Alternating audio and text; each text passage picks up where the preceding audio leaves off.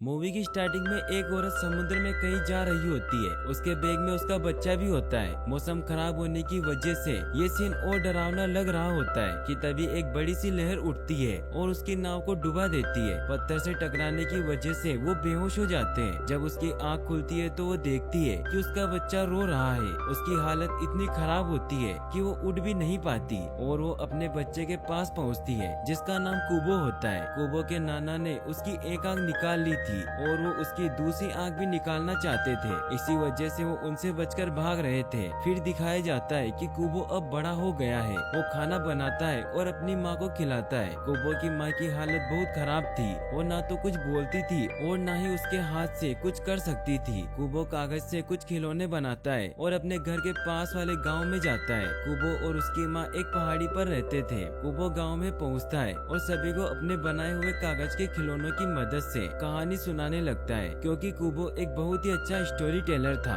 सभी उसकी कहानियां बहुत ध्यान से सुना करते थे और उसके पास एक जादुई वायलिन भी था। वो बताता है कि एक हंजो नाम का समुराई था, लेकिन वो अकेला था। उसका परिवार उससे छिन गया था। उसका राज्य तबाह हो गया था और उसकी सेना खतरनाक मुनकिंग ने नष्ट कर दी थी। हंजो दूर दराज के शहरों में घूम रहा था, एक जादुई अस्त्र शस्त्र की तलाश में, क्योंकि वही एकमात्र हथियार था जो उसे मुनकिंग की शक्तियों से सुरक्षित रख सकता था। और ये शस्त्र 3 चीजों से बना था। पहली, ना टूटने वाली तलवार, और दूसरी एक कवच, और अंत में हेलमेट। इससे पहले कि हंजो उस शस्त्र पर कब्जा कर सके और उन टुकड़ों को जोड़ सके, उससे पहले मुनकिंग्स के दरिंदों ने उस पर हमला कर दिया। लेकिन फिर कहानी सुनते सुनते शाम हो जाती है और कुबो अपने घर वापस चला जाता है। लेकिन वो कहानी अभी खत्म नहीं हुई थी। कुबो घर पहुंचता है, तभी हमें पता चलता है कि कुबो की माँ शाम होते ही नॉर्मल हो जाती है। वो दोनों खाना खाते हैं और कुबो की माँ उसे उसके पिता हंजो की कहानी सुनाती है, जो कुबो गांव वालों को सुनाया करता था।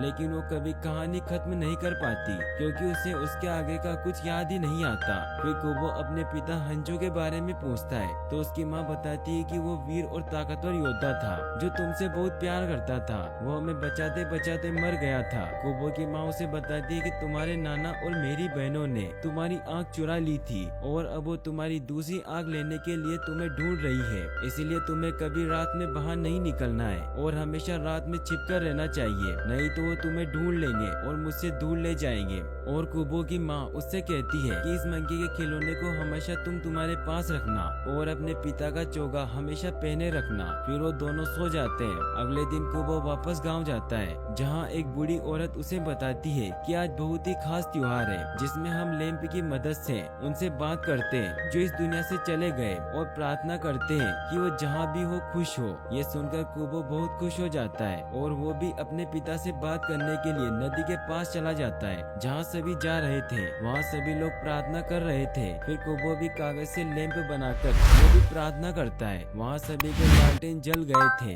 मतलब कि उनकी बातें वो सुन रहे थे, लेकिन कुबो का लैंप नहीं जलता। कुबो काफी देर तक वहीं बैठा रहता है। सभी अपने अपने लालटेन पानी में रखकर चले जाते हैं, लेकिन कुबो वहीं बैठा रहता है। लेकिन फिर भी वो लैंप नहीं जलता। कुबो गुस्से में आकर उस लैंप को फेंक देता है। अब शाम होने ही वाली थी। कुबो की माँ जब देखती है कि कुबो अभी तक वापस नहीं आया है तो वो बहुत डर जाती है। लेकिन तभी कुबो के पास उसकी दोनों मौसियाँ आ जाती है। वो कुबो से कहती है कि हम तुम्हें कुछ नहीं करेंगे, बस हमें तुम्हारी दूसरी आँख चाहिए। कुबो डर कर वहाँ से भागने लगता है, लेकिन वो मैजिक से कुबो के साथ साथ पूरे गाँव पर हमला कर देती है। कुबो डर कर भाग ही रहा होता है कि तभी वहाँ उसकी माँ आ जाती है और अपने मैजिक की मदद से उन दोनों चुड़ैलों को दूर करती है। कुबो की माँ उसे अपने मैजिक की मदद से उड़ा देती है और कहती है कि वो जादुई हथियार ढूंढो। कुबो अपनी माँ से बिछड़ना नहीं चाहता था। वो अपनी माँ को पकड़ने की कोशिश करता है, लेकिन वो उन्हें पकड़ नहीं पाता और कुबो की माँ का एक बाल उसके हाथ में आ जाता है। वो वहाँ से उड़कर दूर जाने लगता है कि तभी वहाँ कुबो की माँ की बहनें आकर उसे मार देती है। फिर जब कुबो की आँख खुलती है तो वो अपने सामने एक मंकी को देखता है। वो मंकी उसे बताती है कि तुम्हारी माँ चली गई और तुम्हारा गांव तबाह हो गया और हम यहाँ बहुत दूर आ गए। तुम्हारी मौसियाँ तुम्हें ढूंढ रही है, इसलिए हमें छिपने के लिए जगह ढूंढनी होगी, क्योंकि शाम होने वाली है। फिर वो दोनों छिपने की जगह ढूंढने के लिए निकलते हैं। उन्हें एक बहुत बड़ी मरी हुई मछली दिखाई देती है और वो रात उसके अंदर ही रुकने का डिसाइड करते हैं। कुबो को कुछ भी समझ नहीं आ रहा था। वो बहुत ही परेशान था, क्योंकि उसे अभी तक लगता था कि जो भी उसकी माँ ने उसे बताया था वो सब कहानी कहानियाँ थी। कुबो मंकी से पूछता है कि तुम कौन हो, तो मंकी उसे बताती है कि मैं वही खिलौना हूँ जो बचपन से तुम्हारे पास था और तुम्हारी माँ ने मरने से पहले अपने जादू से मुझे जिंदा कर दिया। फिर वो दोनों खाना खाते हैं। फिर मंकी उसे बताती है कि हमें वो अस्त्र शस्त्र ढूंढना होगा, लेकिन मुझे नहीं पता कि वो अस्त्र कहाँ है। इन सभी बातों से कुबो को विश्वास हो जाता है कि वो सब कहानियाँ उसके पिता हंजो के बारे में वो सभी को सुनाता था, वो सभी सच थी। फिर कुबो मंकी को अपनी माँ का बाल दिखाता है जो उसके हाथ में आ गया था। फिर मंकी उस बाल से ब्रेसलेट बनाकर कुबो को पहना देती है और कहती है कि यादें बहुत शक्तिशाली होती है, इसीलिए तुम इन्हें कभी मत खोना। फिर वो दोनों सो जाते हैं और जब कुबो सुबह उठता है तो मंकी उसे बताती है कि तुम सपना देख रहे थे, तुम सपने में अपने पिता को पुकार रहे थे, फिर तुम्हारे बैग से एक कागज निकला और ये बन गया। फिर वो कागज का हंजो कुबो को बताता है कि हमें इस तरफ जाना है, लेकिन मंकी को इस बात पर विश्वास नहीं हो रहा था। लेकिन उनके पास इसके अलावा कोई और तरीका भी नहीं था उस अस्त्र के पास पहुंचने का, और वो दोनों उसके बताए हुए रास्ते पर चलने लगते हैं। रास्ते में कुबो अपने मैजिक की मदद से मंकी के साथ बहुत मस्ती करता है, जिससे मंकी को पता चलता है कि कुबो की ताकतें और बढ़ रही है। वो आगे बढ़ ही रहे होते हैं कि कुबो को कोई पकड़कर ले जाता है। मंकी उसे बचाने के लिए जाती है तो वो एक बीटल होता है। मंकी उसे मारने लगती है, लेकिन कुबो मंकी को रोकता है कि ये तो सिर्फ कागज के हंजों को लेने की कोशिश कर रहा था। मंकी उससे पूछती है कि तुम कौन हो, लेकिन बीटल को कुछ याद नहीं होता क्योंकि उसे बहुत सालों पहले श्राप दिया गया था। बीटल कहता है कि मुझे फ्लैशबैक आते हैं और शायद मुझे लगता है कि हंजो मेरा मालिक है। बीटल बताता है कि हमारा एक समुदाय था और वो उसे उस कीड़े का चिन्ह दिखाता है जो कुबो के पिता के चोगे पर बना हुआ था, और वो बहुत खुश होता है कि उसने वो चोगा पहना था। फिर कुबो उसे बताता है कि हंजो मेरे पिता थे और ये उनका ही चोगा है। बीटल ये सुनकर बहुत खुश होता है कि उसे उसके मालिक का बेटा मिल गया, और वो कुबो से कहता है कि तुम्हारी जो भी खोज हो अब मेरी भी खोज वही है, और अगर जरूरत पड़ी तो मैं अपनी जान भी दे दूंगा। वो सभी फिर उस शस्त्र की तलाश में निकल जाते हैं। रास्ते में उन्हें एक गुफा मिलती है जहाँ अंदर जाने पर उन्हें एक कंकाल जैसी गुफा मिलती है कि तभी बीटल उस कंकाल को छू लेता है और सब टूटकर नीचे गिरने लग जाता है और वो तीनों नीचे गिर जाते हैं। तभी उन्हें उस अस्त्र का एक पार्ट यानी कि वो ना टूटने वाली तलवार दिखाई देती है, लेकिन मंकी कुबो को रोकती है कि शायद यहाँ कोई ट्रैप हो सकता है, लेकिन बीटल उनकी नहीं सुनता और वो तलवार निकाल लेता है कि तभी वो हाथ ऊपर जाता है और वहाँ एक हड्डियों का राक्षस बन जाता है। मंकी उस ना टूटने वाली तलवार से उस राक्षस पर हमला करती है, लेकिन वो तलवार टूट जाती है। फिर तभी कुबो की नजर उस राक्षस के सिर पर पड़ती है जहाँ उसे बहुत सारी तलवार दिखाई देती है और उन्हें लगता है कि उन्हीं में से कोई ना टूटने वाली तलवार होगी, लेकिन वो राक्षस मंकी को पकड़ लेता है और फिर वो बीटल को भी पकड़ लेता है। कुबो उस राक्षस के सर पर जाकर गिरता है और वो एक एक करके सभी तलवार को निकालकर तोड़ने लगता है। राक्षस मंकी और बीटल को मारने लगता है, लेकिन तभी कुबो वो ना टूटने वाली तलवार निकाल लेता है और वो राक्षस फिर से मर जाता है। बीटल उड़कर उन सभी को बचाकर बाहर ले आता है। बाहर मंकी और बीटल दोनों इस बात के लिए लड़ने लग जाते हैं कि हम नदी पार कैसे करेंगे, और उन्हें कोई उपाय नहीं मिल रहा था और शाम भी होने वाली थी। लेकिन वहीं कुबो वहाँ बैठा वायलिन बजा रहा था कि तभी उसे एक पत्ते को देखकर आइडिया आता है और वो अपने मैजिक की मदद से सभी पत्तों और लकड़ियों को जोड़कर एक बोट बना देता है। मंकी और बीटल ये देखकर शॉक्ड हो जाते हैं। फिर वो सब बोट में बैठकर आगे निकलते हैं। बीटल कुबो को तीर चलाना सिखाता है। फिर वो दोनों मिलकर बहुत सारी मछलियाँ पकड़ते हैं और फिर उन्हें खाते हैं। कुबो और बीटल बहुत मस्ती करते हैं। मंकी देखती है कि शाम होने वाली है। तभी छोटा हंजो बताता है कि शस्त्र का दूसरा हिस्सा यानी कि हेलमेट नीचे है, तो बग कहता है कि मैं नीचे जाकर उसे ले आता हूँ। कुबो बीटल को कहता है कि ध्यान से जाना, क्योंकि मेरी माँ ने मुझे बताया था कि नीचे जादुई आंखें हैं जो तुम्हें नीचे की तरफ खींचती है और अपने वश में कर लेती है। बीटल कहता है कि मैं ध्यान रखूंगा और वो पानी में कूद जाता है। तभी कुबो की मौसियों को दिखाया जाता है जो कुबो को ढूंढ रही होती है। मौसम भी खराब हो रहा होता है। कुबो मंकी से कहता है कि मुझे लगता है बीटल मुसीबत में है और कुबो पानी में चला जाता है। मंकी भी उसके पीछे जाने लगती है कि तभी वहाँ कुबो की मौसियाँ आ जाती है और वो मंकी पर अटैक कर देती है और मंकी भी उनका डटकर मुकाबला करती है, लेकिन लड़ते लड़ते मंकी को चोट लग जाती है। लेकिन मंकी फिर भी उनमें से एक चुड़ैल को मार देती है और एक बचकर भाग जाती है। पानी के अंदर कुबो को कवच मिल जाता है, लेकिन वो जादुई आंखें उसे हिप्नोटाइज कर लेती है। तभी कुबो को फ्लैशबैक आता है और उसे मंकी के अंदर उसकी माँ दिखाई देती है, लेकिन वो जादुई आंखें उसे मारने लगती है। लेकिन उतने में वहाँ वहाँ बीटल आ जाता है और अपने तीर की मदद से उन आंखों पर निशाना लगाने लगता है और कुबो को बचाकर ऊपर ले आता है। लेकिन कुबो बेहोश हो गया था। कुबो की जैसे आंख खुलती है वो नाव फिर से ठीक हो जाती है। कुबो मंकी को गले लगा लेता है क्योंकि उसे पता चल गया था कि उसकी माँ की आत्मा मंकी के अंदर है, यानी कि वही उसकी माँ है। फिर वो किनारे पर पहुँचते हैं जहाँ वो एक गुफा में ठहरते हैं। फिर कुबो मंकी से यानी कि उसकी माँ से कहानी सुनाने को कहता है कि आप मेरे पिता से कैसे मिली थी।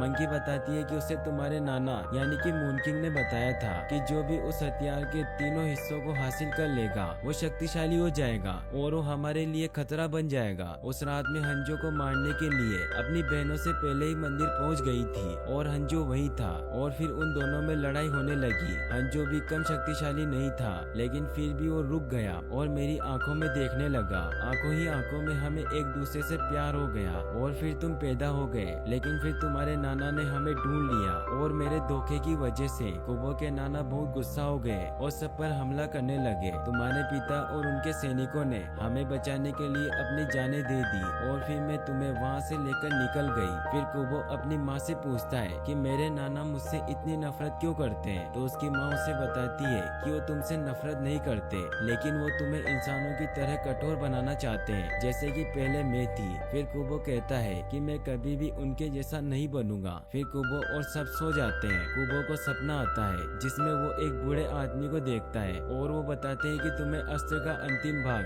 हेलमेट तुम्हें तुम्हारे पिता के घर में मिलेगा। तुम्हें बस अस्त होते सूर्य का पीछा करना है और तुम वहाँ पहुँच जाओगे। कुबो की आँख खुल जाती है। कुबो बहुत खुश होता है। फिर वो मंकी और बीटल को उठाता है और उन्हें बताता है कि मुझे पता है कि अस्त्र का अंतिम भाग हेलमेट कहाँ है। फिर वो तीनों सूर्य को देखते हुए आगे बढ़ते हैं। रास्ते में उन्हें गोल्डन हेरन बर्ड दिखाई देते हैं। मंकी बताती है कि वो मरे हुए लोगों की आत्माएं लेकर जाते हैं जहाँ उन्हें जाना होता है और वो बताती है कि हमारा कभी अंत नहीं होता, बस हम बदलते रहते हैं। कभी हम जानवर बनते हैं तो कभी कुछ, लेकिन हमारा कभी अंत नहीं होता। वो कुबो के घर तक पहुँच जाते हैं लेकिन अब रात भी हो चुकी थी। वो अंदर जाते हैं जहाँ सब कुछ तबाह हो चुका होता है। बीटल को भी वो जगह याद आने लग जाती है। उन्हें वहाँ वो सब जगहों की तस्वीर मिलती है जहाँ से उन्हें वो अस्त्र के भाग मिले थे। कुबो उस जगह को देखते देखते बाहर निकल जाता है। तभी मंकी को वहाँ एक पेपर मिलता है जिसमें उस हेलमेट के बारे में बताया गया था कि वो हेलमेट कहाँ है। तभी मंकी समझ जाती है कि कुबो का सपना मून किंग की चाल थी हमें यहाँ लाने की। कुबो को जादुई बेलें पकड़ लेती है। मंकी और बीटल कुबो को बचाने की कोशिश करते हैं लेकिन उन्हें भी वो जादुई बेलें पकड़ लेती है। फिर कुबो की मौसी यानी कि वो चुड़ैल वहाँ आती है और वो मंकी को बताती है कि बीटल ही हंजो है और वो बग को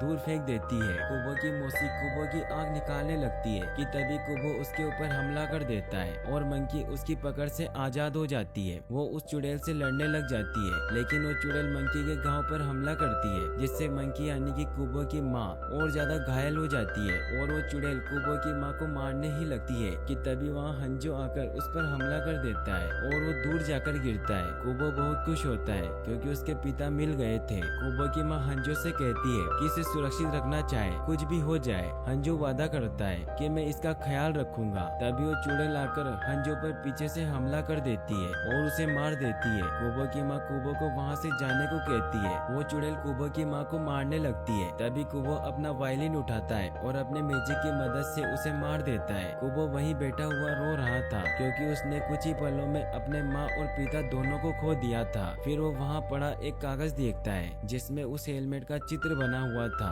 और वो हेलमेट और कहीं नहीं बल्कि कुबो के गांव में ही था जहाँ वो रहता था। फिर कुबो एक नए जोश के साथ उठता है। वो अपने पिता के धनुष के धागे को अपने हाथ में बांधता है क्योंकि इस धागे में उसकी यादें थी और अपने मैजिक की मदद से उड़कर अपने गाँव जाता है जहाँ उसे वो हेलमेट दिख जाता है। वो उस हेलमेट को पहनने वाला ही होता है कि तभी उसे आवाज आती है कि गांव वाले अभी भी वही हैं। कुबो उनसे कहता है कि मून किंग आने वाला है और वो उन सबको वहाँ से भागने का कहता है। कुबो वो हेलमेट पहन लेता है और अब वो अस्त्र पूरा हो चुका था। फिर कुबो अपने नाना को पुकारता है। कुबो कहता है कि मुझे पता है कि आप यही कहीं हैं। कुबो के नाना उसके सामने आते हैं। कुबो अपने नाना से पूछता है कि तुम मेरी आँख क्यों लेना चाहते हो, तो कुबो के नाना उसे बताते हैं कि जब तक तुम्हारे पास ये आँख है जब तक तुम ऊपर स्वर्ग में नहीं आ सकते जहाँ मैं रहता हूँ और तुम तब तक इसी नर्क में फंसे रहोगे और अपनी आँख से देखते रहोगे दर्द को, दुख को को और मौत को। इसीलिए मैं जहाँ तुम्हें ले जाना चाहता हूँ वहाँ ऐसी कोई चीज नहीं है, वहाँ बस तुम हमारे साथ रहोगे और तुम अमर हो जाओगे। कुबो कहता है कि तुम गलत हो, सभी कहानियों का एक अंत होता है और मैं तुम्हें मार डालूंगा और इस कहानी का अंत कर दूंगा। फिर कुबो के नाना कहते हैं कि अगर तुम यही चाहते हो तो लड़ो मुझसे। फिर कुबो के नाना एक बहुत खतरनाक ड्रैगन में चेंज हो जाते हैं। वो कुबो पर हमला करते हैं। कुबो भी अपनी तलवार से उन पर वार करता है। कुबो तलवार की मदद से उनकी एक आंख को फोड़ देता है। कुबो के नाना को और गुस्सा आता है और वो उसे पटक कर दूर फेंक देते हैं। फिर कुबो वापस से तलवार को उठाने लगता है, तभी उसे अपने हाथ में अपने पिता और माँ की निशानी दिखाई देती है। कुबो उस कवच को उतार कर दूर फेंक देता है और अपने माँ और पिता की निशानी को वायलिन में पिरोने लगता है। कुबो के नाना भी वहाँ आ जाते हैं। वो कुबो को कहते हैं कि ये तुम्हारा आखिरी समय है। कुबो उस वायलिन को बजाता है और कहता है कि मुझे पता है कि तुम मेरी आँख क्यों चाहते हो, क्योंकि मेरी आँख के बिना मैं अपने माता पिता की आत्मा को किसी और के अंदर नहीं देख सकूंगा, न ही उनका प्यार। कुबो के नाना कहते हैं कि जो चीज भी तुम्हें प्यारी थी वो तुमसे दूर चली गई है और जो भी तुम्हें पसंद था वो उससे छीना गया है। लेकिन कुबो कहता है कि ये सब गलत है, वो मेरी यादें हैं जो सबसे शक्तिशाली है। कुबो अपने वायलिन को बजाता है जिससे सारे लैंप में से आत्माएं निकलने लगती है और वो कुबो के पास आती है। पूरे गांव के लोग भी ये सब देख रहे थे। कुबो कहता है कि यादें हमें बहुत शक्तिशाली बनाती है, जो तुम नहीं हो। ये सब उनकी यादें हैं जिन्हें हमने खोया है और अगर हम इनकी कहानियाँ अपने दिल में रखते हैं तो तुम हमसे कभी उन्हें छीन नहीं पाओगे। और कुबो अपने आसपास मैजिक की मदद से शील्ड बना लेता है। कुबो के नाना उन पर हमला करते हैं लेकिन वो उस शील्ड को तोड़ नहीं पाते और फिर कुबो अपने मैजिक और यादों की मदद से कुबो के नाना को मार देता है, जिससे अब वो इंसानी रूप में आ जाते हैं। लेकिन उनको कुछ भी याद नहीं होता। तो कुबो उन्हें बताता है कि आप मेरे नाना जी हैं और सब गाँव वाले उसे बताते हैं कि तुम बहुत अच्छे इंसान हो और सब बहुत खुश होते हैं और यहीं पर मूवी एंड हो जाती है। और गाइस अगर आप ऐसी और वीडियोस देखना चाहते हैं तो डिस्क्रिप्शन में दी गई लिंक्स पर क्लिक करके वॉच कर सकते हैं। Thanks for watching.